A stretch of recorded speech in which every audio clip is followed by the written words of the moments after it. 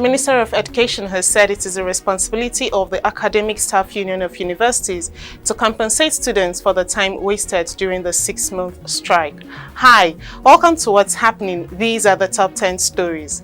At number 1, the Minister of Education, Adamu, on Thursday said it is the responsibility of the Academic Staff Union of Universities to compensate students for the time wasted during the 6-month strike and not the federal government.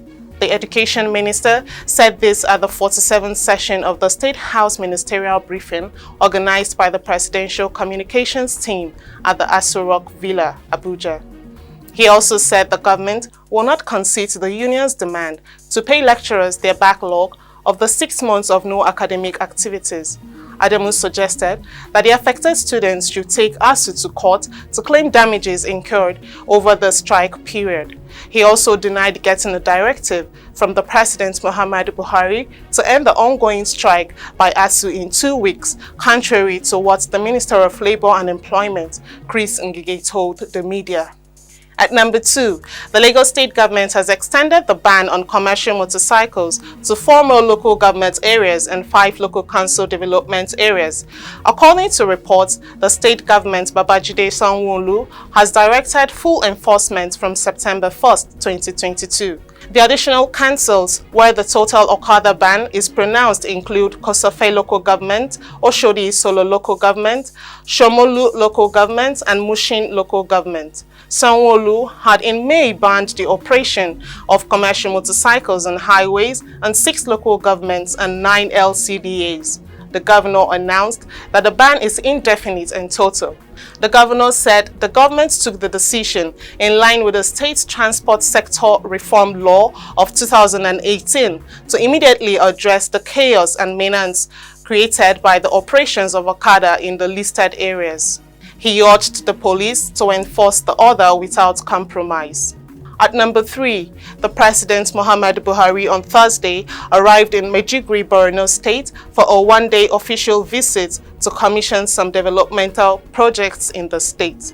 The President, who arrived in Maiduguri International Airport at about 12:15 p.m., was received by Governor Babagana Zulum of Borno, among other dignitaries. President Buhari proceeded to the newly constructed teachers' quarters in Bulunkotu ward of the metropolis and commissioned the project executed by Governor Zulum's administration. According to reports, during the visit, he will also commission 500 resettlement houses in Molai community, which are part of the ongoing 10,000 resettlement houses and shelter hitherto approved by Borno State by the President, with more than 6,000 of the houses so far completed, commissioned and allocated to beneficiaries. At number 4, the federal government, in collaboration with the Islamic Development Bank and Gombe State government, said they would establish 3 boarding bilingual Almajiri schools in the state. Babaji Babadidi, the executive chairman, Gombe State Universal Basic Education Board, stated this in an interview with the News Agency of Nigeria in Gombe on Thursday. He said the schools would be sited in Dongorua, Gombe South, Garin Hado, Gombe Central, and Tudunwada Central Senatorial Districts. The chairman said the language of instruction in the schools would be Arabic, English, and other languages commonly spoken in the area. According to him, the establishment of the schools would help boost enrollment, reduce out-of-school children, and expose learners to information and communication. At number 5, the security operatives have rescued 3 people who were kidnapped by bandits along the Zaria-Kano road.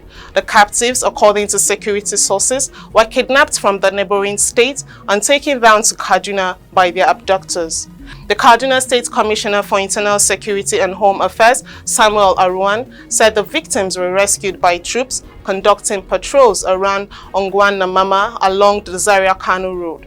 He explained that the troops came in contact with the migrating bandits in the area and engaged them, during which the criminals abandoned their 3 captives and escaped. The commissioner added that the rescued persons have been reunited with their families. At number 6, Justice Obiora Egwatu of the Federal High Court, Abuja, has struck out a suit seeking nullification of submission of the name of Ademola Jackson Nuruddin Adeleke as the governorship candidate of the People's Democratic Party, PDP, in the last July 26 election. The judge on Thursday struck down the suit on the ground that the plaintiff lacked local standing to institute the case.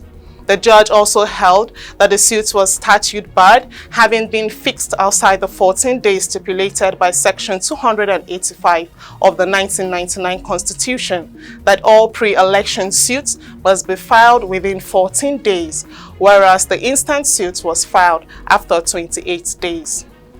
At number 7, angry youth had on Wednesday, August 17, set ablaze a suspected robber who reportedly specialized in stealing phones and other valuables along Green Villa Road in Biabola, Yenogwa, Bayelsa State. According to the residents of the area, the suspect, reportedly in his 30s, was caught dispossessing a resident of his mobile phone at gunpoint. He was reportedly chased and later apprehended by some youths in the area. The angry youth attacked the suspect with machetes and other objects before he was tied and set ablaze. The police spokesman in Bayelsa State, SP Asinim Botswat, confirmed the incident and condemned the mob action. He added that an investigation is ongoing. At number 8, African for Peace Development and Empowerment Foundation, with funding support from USAID through Nigeria Northeast Connection, has distributed gadgets and equipment to support communities to detect and report conflict indicators and triggers of violence in their communities.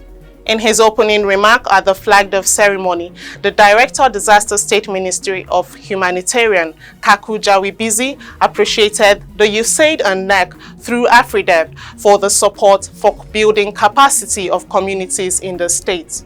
The Executive Director, AFRIDEB, Mrs. Mariam Ajer, and the Yobe Program Officer, NEC, Mr. Musa Prince, gave an overview of the project, saying the gadgets and equipment provided for supporting community platforms in Damaturu and Potiskum will help detect and report early warning threats.